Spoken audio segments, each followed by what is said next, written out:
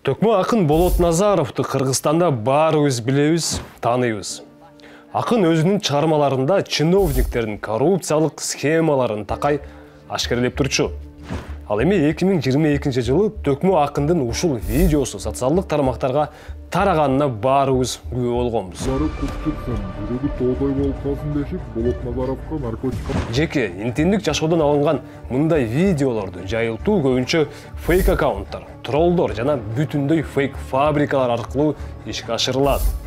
Достор, бүгүнкү чыгарылышта биз фейк жана троллдор кандай иштешет, алар кандай максатты көздөшөт жана алар эки дүйнөдө тең жазасын алабы деген суроолорго жооп издедик.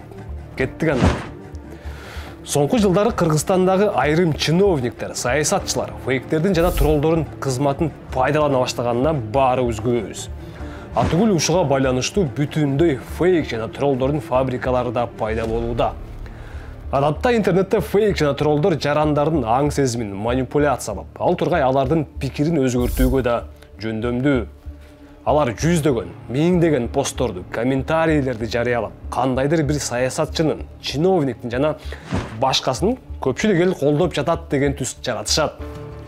Мисалы, бир ай мурун Клуб басылмасы Инстаграмга Матраимовду мактаган фейктер кантип кайтып келгени тууралуу материал жарыялашкан. Матраимов маалыматтык майданга кайтып келери менен жаңылыктардын алдына аны колдоп комментарий жазган фейк аккаунттарда жанданды. Аны биздин окурмандар менен көрөрмандар да байкап, алар дагы ошол фейктердин чабуулуна кабылды. Мисалы, бул жердегидей. Окурман фейк аккаунттардын бири анын сүрөтүн колдонуп жатканын байкап калып, ага башка фейк аккаунт жооп берген. Бул фейк сүрөтүмдү алып алышкан экен деп нааразы болгон колдонуучуга гейсиң дегенден башка жооп тапканга жараган эмес.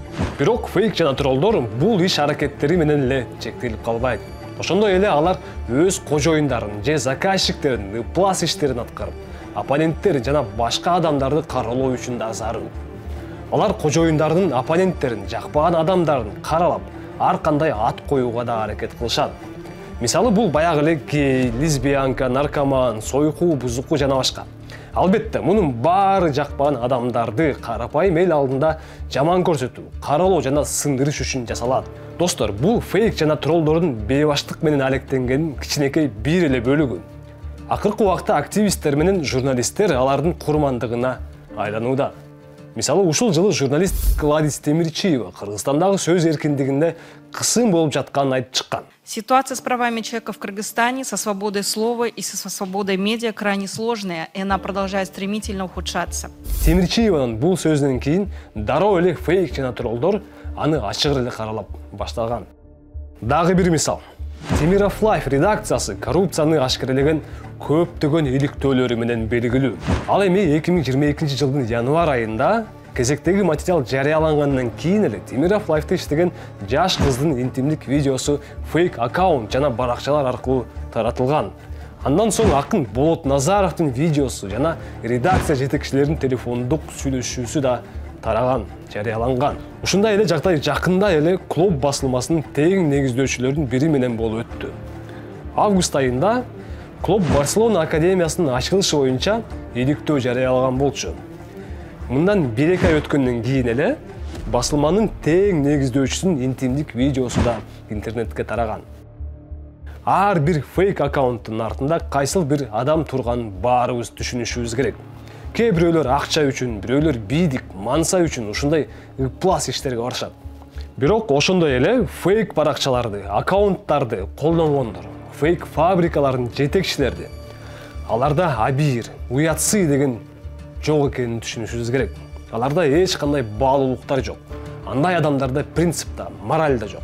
Бирок алар жөнүндө мыйзам, дин жана тарых эмне дейт? Угуп көрбөйлүбү? Кыргызстанда көпчүлүк өлкөлөрдө эле фейк аккаунттарды түзүү жана жайылтуу жана троллинг менен байланышкан иш-аракеттер мыйзамдуу бооз чөйрөдө. Фейк аккаунттар жана троллдор негизинен мыйзам тарабынан түздөн-түз тыюу салынбайт. Бирок өзгөчө маалыматтык коопсуздук, жеке маалыматтарды коргоо жана кибер кылмыштуулук менен күрөшүү контекстинде белгиленген мыйзамдарды бузган аракеттерге тартылышы мүмкүн. Фейк аккаунттар жана троллдор куугунтукко, дискредитациялоого жана социалдык тармактарда жалган маалыматтарды таратуу үчүн пайдаланганда. Алар Кыргыз Республикасынын бир катар мыйзамдарынын бузууга алып келиши мүмкүн. Ар намысты жана кадыр баркты коргоо боюнча ченем. Жеке адамдарды куугунтукко жана дискредитациялоого, ар намысты, кадыр баркты жана ишкердик беделди коргоого байланышкан мыйзамдарды бузууга алып келиши мүмкүн. Буга каралоо жана жалган билдирүүлөрдү таратуу кирет. Бул юридикалык жоопкерчиликке алып келиши мүмкүн. Ошол эле учурда бул аракеттерди жасаган адам аныкталмайынча кылмыш ишин козгоо мүмкүн эмес. Кээ бир кылмыштуулуктарга каршы мыйзамдар жалган аккаунттарды жана троллдорду максаттуу жала жабуу үчүн колдонуу кибер кылмыштуулук мыйзамдарына ылайык болушу мүмкүн. Өзгөчө эгерде ал жалган маалымат таратуу, коркутуулар же башка мыйзамсыз иш-аракеттерди камтыйт. Ошол эле учурда кибер коопсуздук боюнча мыйзам УКМК тарабынан гана демилгеленип, учурда кылмыш жаза кодексине башка беренелердин негизинде жөнгө салынууда. Купуялык мыйзамдарды жасалма аккаунттар аркылуу жеке маалыматтарды мыйзамсыз чогултуу жана пайдалануу да купуялык мыйзамдарынын бузулушуна алып келиши мүмкүн. Административдик жана кылмыш жаза кодексиндеги нормаларды бузгандык үчүн жоопкерчилик каралган бүгүнкү мыйзамдык базада бар. Достор, мыйзамда фейктер жана троллдор бир кыйла катуу жазага тартылат экен деп жазылып турат. Эми Манас атабыздын убагында фейк троллдордун ишин кимдер аткарганын билип көрбөйлүбү? Жалган маалыматтын кесепетинен бир чоң көйгөйлөр жаралган учурлар болгон. Бирок кызыгы, Манастын барында эмес, Манас өлгөндөн кийин. Канике энебиз 6 айлык семетейди көтөрүп өзү кайгырып отурса, каразын башынан чечпей. Кыргылчал деген бузукулук кылып жүргөн чоролордун бири Манастын учурунда эле бузукулук кылып жүргөн. Бирок Манас ишенч эмес ага. Ошол атайын Жакыпка келип шыбырап, ортомчуларды салып, биягынан шыбырап, тиягынан шыбырап, көбөшкө жалган маалымат жеткизет. Бул Каныкей Манастын өлгөнү жакында эле болсо, Текечинин Ормонбек дегенге Бореки Бакай деген Манастын жанында акыл кошчусу, бул Текечинин Ормонбек дегенге баланча кундуз, баланча жамбыга сатып ийипти Каныкейди. Каныкей эми Манастын төшөгүн тебелетип, ошого эрге тиет экен. Ошол эрге тийип кеткенин силер кантип көрүп чыдап отурасыңар? Сен Ауке, Көбөш, Чийбит, Кочкор, Адыбайлар кайниси болсоңор. Ой, агасы өлгөндө кайниси алчыгай жеңесин. Ой, албайсыңарбы? Мындай Эрмин деген бирөөң барбы деп жалган ушак менен ошол Ауке көбөштөргө ушак жетип, Ауке көбөштөрдүн чын бышыгын иликтебей ишенип, бу Каныкей Текечинин Ормонбекке Манастын төшөгүн төбөлетип тиет экен деп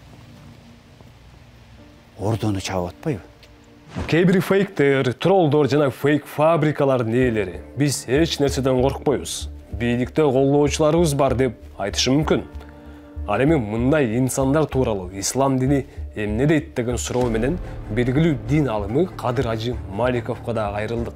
Религия, в особенности ислам, в целом осуждает. Биринчиден, ислам дини фейк бот фабрикаларынын пайда болушуна терс, негативдүү көз карашта. Анткени мунун баары калп жана жала деп эсептелет. Исламда маалыматты бурмалоо жана жала жабуу тууралуу конкреттүү хадистер, аяттар бар. Курандагы аятта жараткан Кудай мындай дейт: башка адамды талкуулаган адам гыйба деп аталат. Ал өзүнүн каза болгон бир тууганынын этин жегенге салыштырат. Башкача айтканда, Аллахка бул абдан жагымсыз. Ал эми фейктерге келсек, бул нерсе бирөөнүн артынан талкуу кылып сүйлөгөндөн да бетер. Бул жала жабуу деп аталат. Адам атайлап, маалыматты бурмалап, кайсыл бир жасалма фейк сүрөт, видео жасап чыгарат. Мына ушунун баары жала жабуу деп эсептелет. Анын үстүндө исламда башка адамдардын абратын көрсөткөнгө, чыгарганга тыюу салынат. Кимдир бирөө күнөө кылса да, мен интимдик мааниде айтып жатам. Аны башкаларга айтууга болбойт. YouTube'га жана соц тармактарга чыгарганга да болбойт. Анан да конкреттүү далилдер жок болуп туруп, адамдарды гей, лесбиянка, наркоман сыяктуу ат коюуга керек болсо тар чөйрөдө да тыюу салынат. мына ушундай. Албетте, бунун баары тилекке каршы заманбап саясаттын куралы. Бизде гана эмес, менин оюмча бүт дүйнө жүзүндө ушундай. Ботторго же троллдорго келсек, буга да тыюу салынган. Анткени бул дагы алдоо жана калп деп саналат. Мурда пайгамбар тууралуу ал сыйкырчы, калпычы деген фейктерди, жалган кабарларды тараткан учурлар болгон. Ар кандай фейктерди ойлоп табышкан. Пайгамбардын доорунда фейктер ушак, кабар, жала жабуу түрүндө И болчу. то, что он лжец, допустим, да, придумывали разные фейки. Есть хадис, где описывается Атайлап жала жабуу менен алектенгендердин жазасы тозокто деген хадистер бар. Калп маалыматтарды тараткан, атайлап жалган көрсөтмө берген адам жөнүндө жараткан ал адам жазаланат деп айтат. Эгер ал адам тообо кылбаса, Алла Таалага келип тараткан маалыматын төгүнгө чыгарбаса, андай адам балким тиги дүйнөдө гана эмес, бул жашоодо да өтө катаал жазага тартылат. Анткени калп ар дайым адамдын өз башына кайтып келет. Ар кандай жамандык бумеранг эффектин берет. Башкача айтканда, өзүнө кайтып келет. Албетте, фейк жана троллдордун ээлери муну сезишет. Алар алдап, оор күнөө кылып жатышканын да билишет. Туура жолго түшүү үчүн өтө терең өкүнүш керек. Анткени бул тообо кылуунун биринчи кадамы. Экинчиден, мындайды эч качан кайталабайм деген ниет менен жаратканга тообо кылуу. и с намерением, что никогда он не будет повторять подобного. Никогда. Достор, бүгүн биз фейк жана троллдор кандай иштерин айтып көрсөтүп бердик. Мыйзам, дин жана тарых фейктердин, троллдордун ишмердүүлүгүнө терс баа берип жатканына карабай, тилекке каршы бүгүнкү күндө бул нормага айланып баратат. Сиздер менен мен Актылык Капаров болдум. Кайрадан көрүшкөнчө.